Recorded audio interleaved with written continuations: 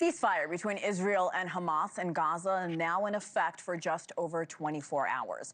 With the pause in fighting underway, thousands of Palestinians are returning to what is left of their homes in Gaza, many finding entire neighborhoods completely destroyed. This as aid groups are working hard to get much-needed food and other resources into the region to address ongoing widespread malnutrition. The UN says Israel will allow scaled-up humanitarian aid deliveries into Gaza starting tomorrow.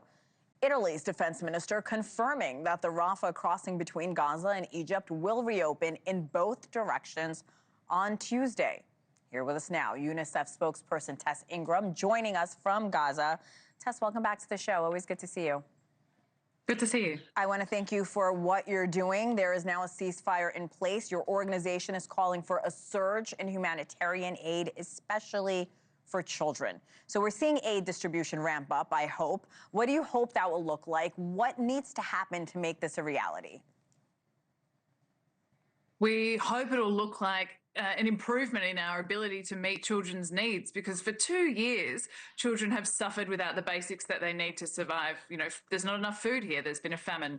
Children have not had access to clean water, so there's been a spread of diseases. And winter is coming, and they don't have shoes or warm clothes. So we're hoping that this surge in aid under the ceasefire will really allow us to bring in those items that children desperately need and get them to them wherever they are. Because, of course, there's a mass movement of people at the moment across the Gaza Strip as people return to their communities. That surge in aid hasn't started yet. As you say, we're hopeful it will begin tomorrow. But what we need to see in order to enable it is for all crossings into the Gaza Strip to open and for those crossings to operate efficiently so that the trucks can move through quickly without delay. And then we need the operating conditions on the ground, of course, to take those supplies from the crossings to the women and children in their places of refuge. So there's this process, there's a lot that needs to happen before it officially gets to where it needs to go. There's a new UN study that I want to bring up for our viewers. It estimates more than 54,000 children are malnourished. Tess, if you can talk to me about the scale of the problem right now. Again, you're on the ground in Gaza. What are you seeing from your vantage point? Unfortunately, we're seeing very sick, frail children because for many months now, the level of food into the Gaza Strip has been restricted. A famine has been confirmed in the north in Gaza City, and across the rest of the Gaza Strip, starvation has been confirmed, which means that families really have been struggling to get one meal a day. It's not nutritious food for children. Generally, it's just rice or lentils. And as a result of that, children are becoming malnourished in numbers that we've never seen before here in Gaza, and more than 140 children have died from starvation. So it's really critical that we can bring in not just food, but also the nutrition treatments that UNICEF provides to help those malnourished children recover.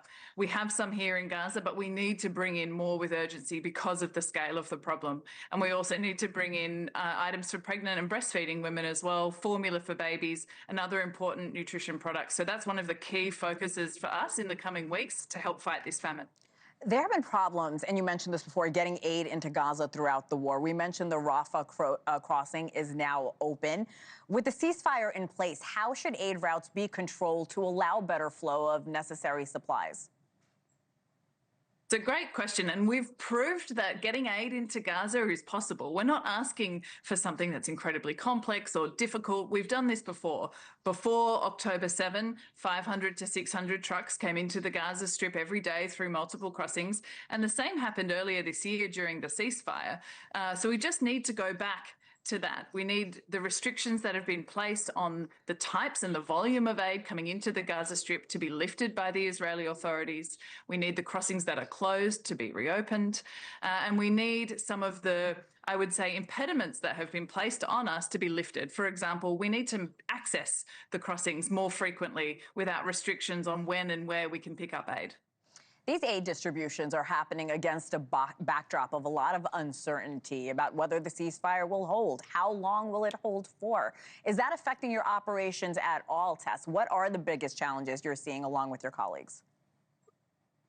I think the main thing about that uncertainty is how it affects people, how it affects the families of the hostages who have waited so long to receive their loved ones, how it affects people here in Gaza who are hoping that this ceasefire, unlike the other ones, will be sustained and that they won't have to plunge back into the horrors of the last 2 years. Thank you for watching. Subscribe below and download our NewsNation app right now on your phone, and you will get fact-based, unbiased news for all Americans.